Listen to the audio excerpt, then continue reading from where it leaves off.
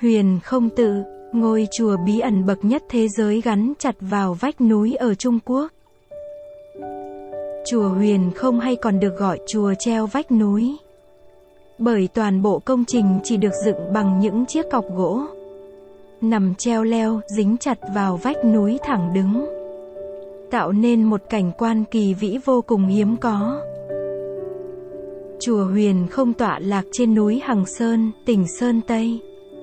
Lâu nay, ngọn Hằng Sơn được mệnh danh là nhân thiên bắc trụ, cột trụ phía bắc kết nối con người với đất trời, hay Tiệt Tắc Danh Sơn, ngọn núi nổi tiếng hùng vĩ với cửa ải hiểm yếu. Chùa Huyền Không được xây dựng tại vách đá dựng đứng của ngọn núi cao nhất của Hằng Sơn là Thiên Phong Lĩnh, với độ cao 2017 m so với mực nước biển.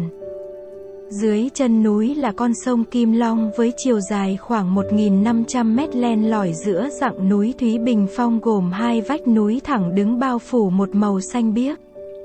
Nằm chênh vênh trên vách núi cao hơn 100 m, trông xa chùa Huyền Không có vẻ mong manh, không vững chãi, nhưng ngôi chùa đã tồn tại suốt 1.500 năm qua, đồng thời trở thành điểm đến tâm linh thu hút nhiều khách du lịch mỗi năm đến Trung Quốc.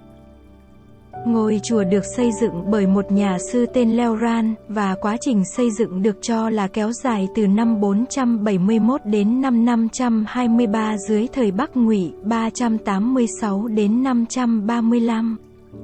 Là ngôi chùa gỗ dựng trên vách đá lâu đời nhất thế giới. Sau này, Huyền Không Tự được trùng tu lại vào các triều Đại Đường, Nguyên, Minh, Thanh. Lần trùng tu gần đây nhất là vào năm 1900. Người ta cho rằng ở ngôi chùa này có 3 điểm đặc biệt, đó là sự kỳ lạ, độ nguy hiểm, và sự khéo léo trong kiến trúc. Khi được chứng kiến khung cảnh hùng vĩ, rất nhiều người dùng hình ảnh ngôi chùa nguy hiểm lơ lửng trên vách núi để miêu tả Huyền Không Tự. Trong 1.500 năm qua, Huyền Không Tự đã gặp phải vô số lần địa chấn, thậm chí 20 năm trước tại đây từng xảy ra trận động đất mạnh 6,1 độ Richter. Nhưng Huyền Không Tự không hề bị trận động đất làm tổn hại. Làm thế nào một tòa kiến trúc không có địa căn có thể kháng lại động đất và đá lăn do sạt lở? Chùa Huyền Không có tổng diện tích hơn 150 m², gồm 40 điện thờ được thiết kế cân bằng. Đứng từ xa nhìn lên chùa sẽ thấy các điện gác tầng tầng lớp lớp những điện thờ nối liền nhau bằng hành lang xây dựng theo vách núi, được chống đỡ chỉ với mấy chục chiếc cột gỗ đứng và ngang. Việc dùng những thanh gỗ ngang làm xà nhà được gọi là thiết biển đam, ý chỉ loại gỗ thiết sam đặc biệt ở địa phương được gia công thành xà hình vuông, đem cắm sâu vào trong vách đá. Những xà gỗ này đã được ngâm qua dầu của cây trầu để chống mối mọt, phân hủy. Theo ghi chép, có cây gỗ được gia công để chịu trọng lực, có cây lại dùng để cân đối độ cao thấp của điện thờ, có cây lại để gia tăng trọng lượng phía trên. Như vậy mới có thể phát huy được tác dụng chống đỡ của nó.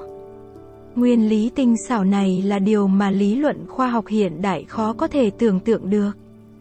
Lối đi giữa những điện thờ này là cầu treo trên không, có khi là đường gấp khúc được xếp gỗ kín, có chỗ phải trèo lên vách đá để đi, có chỗ phải vượt qua vách đá và trèo qua cửa sổ để vào phòng. Cao thấp quanh co giống như mê cung. Trong số các bức tượng, nổi bật nhất là tượng Phật Thích Ca Mâu Ni tại Lôi Âm Điện thờ, được tạc bằng đất sét, có thân hình đầy đặn, tỷ lệ vừa phải, diện hài hòa mà biểu cảm rất thật. Khu vực Điện Tam Phật có thờ tượng Bồ Tát Vi Đà, được đúc bằng sắt, thân thể cường tráng, thần thái uy vũ, áo mũ trau chuốt tinh tế. Ngoài ra trên các vách núi ở đường đi cũng có tạc các bức tượng Phật bằng đá, dáng vẻ vui tươi nhưng không kém uy nghiêm. Ngôi chùa hiện là một địa điểm du lịch hấp dẫn và kỳ thú. Ngoài kiến trúc độc đáo với những di vật còn được lưu giữ lại, ngôi chùa còn khiến du khách cảm nhận một không gian văn hóa tâm linh cổ xưa và một bầu không khí yên bình.